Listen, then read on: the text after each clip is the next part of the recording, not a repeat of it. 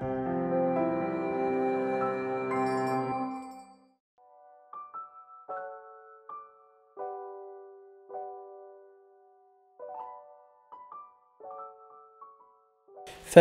لما اصطلح عليه بالبلوكاج، يعني هذه كانت واحد الفترة ديال كانت خلافات في الرؤية، وممكن نقول أنه كانت كذلك خلافات شخصية اللي انعكست على يعني على المسار وعلى النقاش السياسي، وكان عندها واحد الانعكاس سلبي للأسف. ولكن الحمد لله يعني اشتغلنا وتجاوزنا هذاك الخلافات السياسيه، الخلافات ديال الرؤيه فيما يخص التنميه ديال مدينه مكناس، كلها خدات الدور ديالها. الاخوات والاخوان كلهم خداو التفويضات ديالهم. الرئيس الان مركز على ما هو اهم، هو يعني البرامج الاستراتيجيه، هو البحث على التمويل، والاخوان راهم كيشتغلوا مشكورين باش ان شاء الله يعني ندوزوا للمرحله المقبلة اللي هي مرحلة البناء ومرحلة يعني الانكباب على الإشكالية وعلى الإكراهات وعلى الاهتمامات ديال الساكنة ديال مدينة مكناس.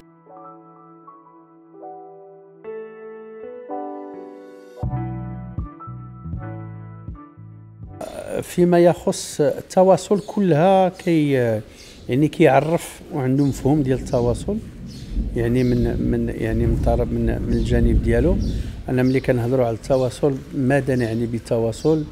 واش الا اختلفنا في الرؤيه واختلفنا في طريقه معالجه ملف ما، هل هذه اشكاليه ديال التواصل؟ لا. الى اتصلتي بالرئيس والرئيس لسبب ما، لانه في اجتماع ما جاوبش ومن بعد جاوب، واش هذا اشكال ديال التواصل؟ فتنظن بانه التواصل هو مفهوم عام.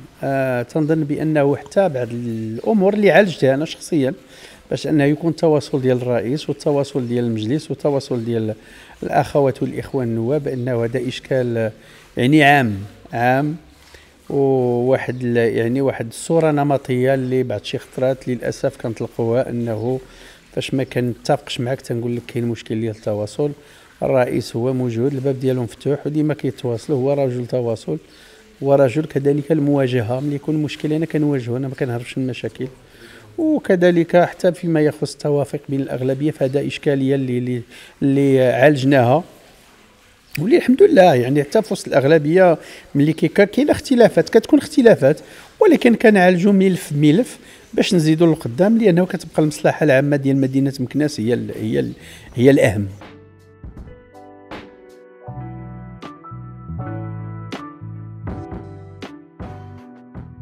يعني كانت مجموعه ديال الدورات اللي كان فيها واحد الخرجات للاسف اللي غير مسؤوله، واللي كانت فيها اتهامات لهذا الطرف او لذلك الطرف بالسمساره الى غير ذلك. ف كمستشار ومستشاره ملي كنمشي للمجلس، المجلس كنمشي باش نناقش هموم المواطن، ما كنمشيش باش نتهم الرئيس ولا النائب ولا المستشار بالسمساره. تنظن بانه هذا يعني واحد التصرف غير مسؤول وغير اخلاقي. وإلا كاين يعني اللي عنده، انا قلتها يعني باش مره باش يجوج، قلت لهم اللي عنده ملف واللي عنده شي ملف وعنده ما يفيد ما يجيبوش للمجلس. هنا المجلس ماشي محكمه، يدير المحكمه ويدير محامي ويتكل على الله.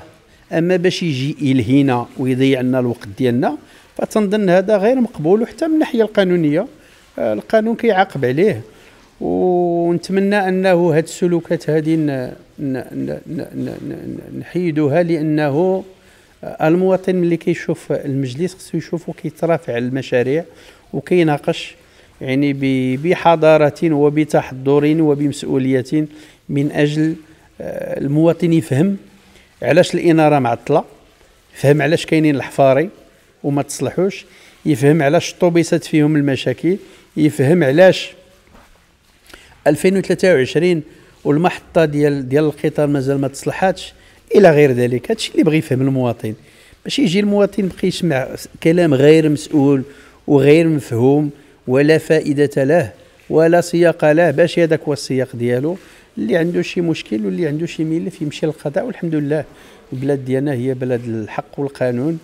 وهذا مع الاخوان في المكتب وفي الاغلبيه اتفقنا على ان هذه امور غادي ناخذوها بصرامه باش كلها يتحمل المسؤوليه ديالها.